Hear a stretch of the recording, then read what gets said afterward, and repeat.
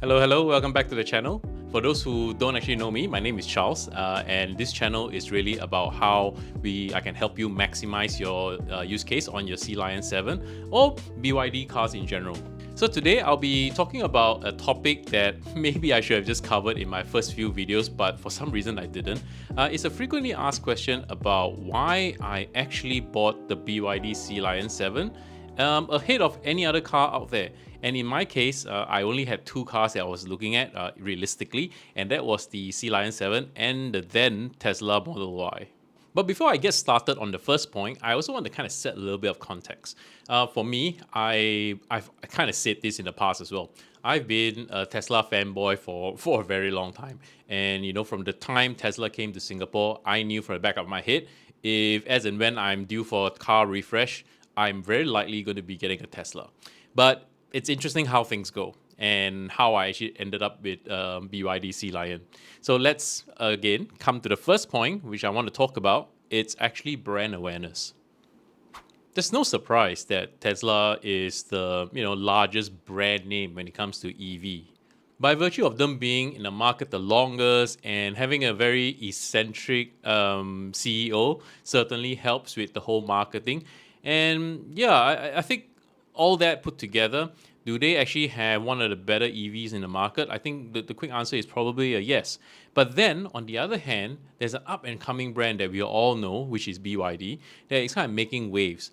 And they've been touted the largest EV manufacturer in the world. So naturally, me being in Singapore, while I was so in tune to go get a Tesla, I think I kind of owe it to myself to kind of do my due diligence and also check out what the whole fuss is about with regards to BYD. Not to mention, at the same time, there were also a lot of Chinese players in the market. So the likes of Xpeng, Dpals, I can't remember now. There's so many actually, and but I could only pick so many to evaluate, and hence I picked BYD and Tesla. Once I kind of nailed down those two brands, the next natural thing to do is to go visit the showroom, right? So I'll be honest, the experience visiting the Tesla showroom was a lot better than the BYD. There was a lot more personalization in the experience.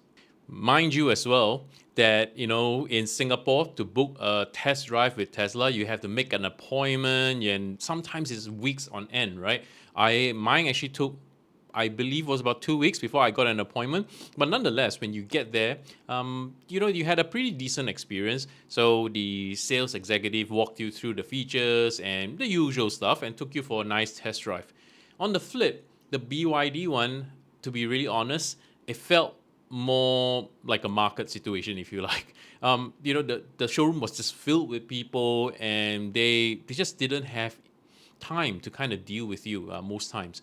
So the whole experience with BYD, in all fairness, wasn't fantastic. And not to mention as well, when I kind of checked out, again, coming from a fanboy perspective, I was really sold on the Model Y. So you could tell me nothing that, didn't sway me away from it. But when I went to the BYD showroom again, their whole experience was not fantastic.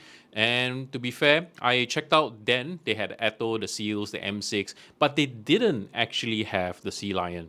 So the experience was so, if you ask me. I wasn't really thoroughly impressed. But then they had obviously something up their sleeves. The guy just kind of said, hey, you know what? We're launching the Sealion soon. It's an SUV version. Maybe you might like it. So I was like, okay, whatever. Just call me when that comes in, right? So what actually happened then was about 2 weeks plus leading up to it. I got a call from them, and I was already ready to put down an order for the Model Y. Sorry, and they say, hey, why not come down and check out the Sealion and see what you think. So let's cover a little bit of the exterior impressions. So when I first saw the Sealion exteriorly, I went like, wow, this car looks beautiful. It actually reminds me of the Porsche Macan in many ways. And it was bizarre. I mean, of course, they took some design language and copied the Macan, but it looked really nice. And when you compare this to the Model Y, the previous generation, and also this generation, I think we all can admit it's actually relatively boring. There's barely any styling. In fact, actually, the new Model Y kind of reminds me of RoboCop. I don't actually know why. And if you look kind of closely, the Xpeng kind of looks like the Model Y, and I think to a certain extent the Hyundai as well. That whole, slit lights thing just didn't quite work for me for some reason. But again, looks can be very subjective. What's beautiful to me may not be for you. But yeah, that's essentially what my thoughts were. From the rear perspective, it looked beautiful. The lights and everything else in between was spot on. And to be fair, I felt that the Sealion was much more beautiful compared to even the Seal. Again, the Model Y, the previous generation, just looks ordinary from the back. The new Juniper looks a little bit more interesting with that whole kind of off colored tail light that they have. So, but yeah, by and large, I just didn't think, the Model Y was a very, very interesting car, exteriorly at least. On the interior side, as you can imagine, Tesla was super minimalist, barely anything in there, and the UI, everything else kind of was spot on. So without nothing to compare with, when I sat in, it's like, wow, I kind of like this whole minimalist thing, very IKEA-ish. And then you had the Sealion. When I kind of sat in the Sealion, it's like, it felt comfortable and almost familiar in most cases. You knew exactly where everything is. It felt like a traditional car.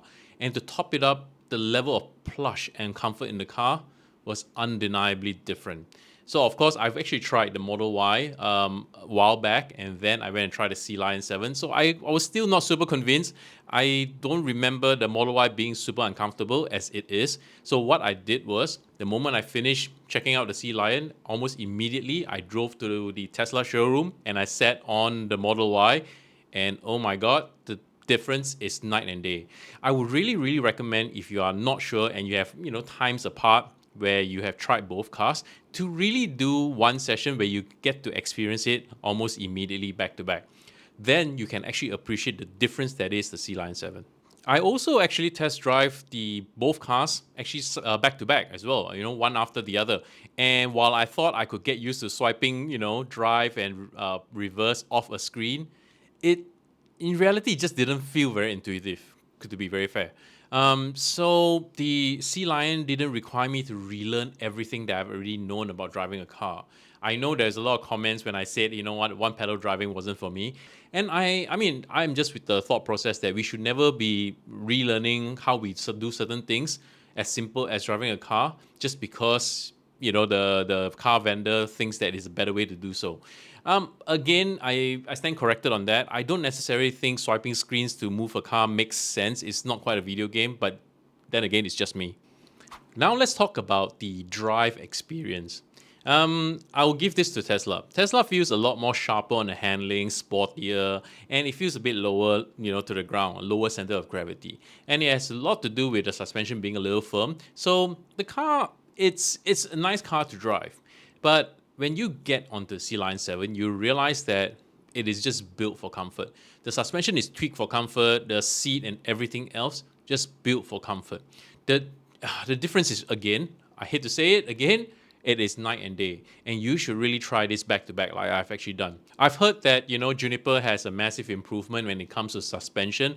Again, I haven't sat on a Juniper myself, to be really honest, but I don't necessarily think it will ever be as plush as a Sealion, because there's a combination of stuff, right? There's a combination of the suspension and then also the interior fitting, where like the seats and everything else. So the seat on the Sealion 7 is already plush to begin with, and compare that with how Tesla does it. Tesla just doesn't do that kind of seat.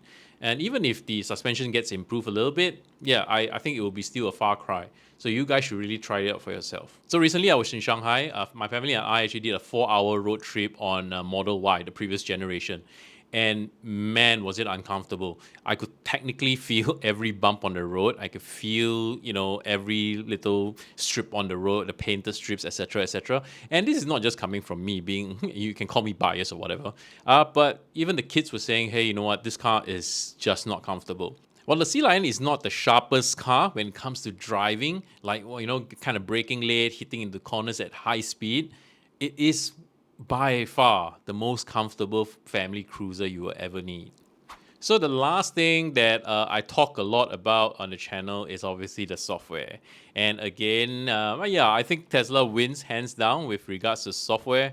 There's no debate that, Tesla's put a lot of money into software, and it's an easier ecosystem to control because once it's a closed ecosystem, you can actually do a whole lot of stuff with it. But with BYD, there's a lot more upside and gaps with regards to the software, and I think they definitely can do a much, much better job. But having said that, the lack of closed loop system also means that I could tinker a lot with it. Yeah, I think personally that's my favorite part of the entire car, despite it having gaps and whatnot. I think the ability to kind of personalize the car, tweak it to my heart's content is something that I really, really value. Of course, I think at some point BYD will shut down that capability, but between now and then, I think, yeah, I can live with that, and I love the flexibility that is the software. But it doesn't take away from the fact that some of the features and functions are a far cry from what Tesla can do. So I think Tesla definitely takes a cake in terms of drivability, software perspective. So all that said, that's how I came to the decision to buy the Sealion 7. Having said that, I think it's also fair for me to mention my after-sales experience. In all fairness, I think after-sales experience with the BYD could definitely be much, much improved. And I've heard from other viewers from other countries as well, the Indonesias, the Thailands, and Malaysia, etc., their experience hasn't been fantastic as well.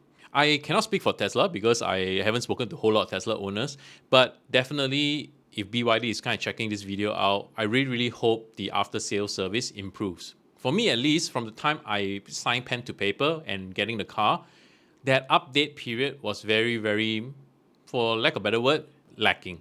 So the sales guy didn't really reply to my messages promptly, and generally it wasn't very, very informative in keeping me updated on when the car is going to come. I know there is also still massive delays in terms of shipping the car. Understandably, it's a very, very popular model. So I just kind of wish they took a little bit more of a hands-on approach to kind of keep buyers a little bit more informed into the progress and process of where their car is at. So that's all I have time for today. As always, I hope this has been useful in terms of helping you make a decision. And if you also like a little bit more deep dive of some of my research that I've done, I actually have a PDF compiled that I'll leave it in the description if you want to check that out. So that's a comparison between Xpeng G6, Juniper, as well as the Sealion 7. I put it in a nice table format. It's kind of easy, kind of makes it easy for you guys to digest. So again, thanks again for tuning in, and I hope to see you guys in the next one.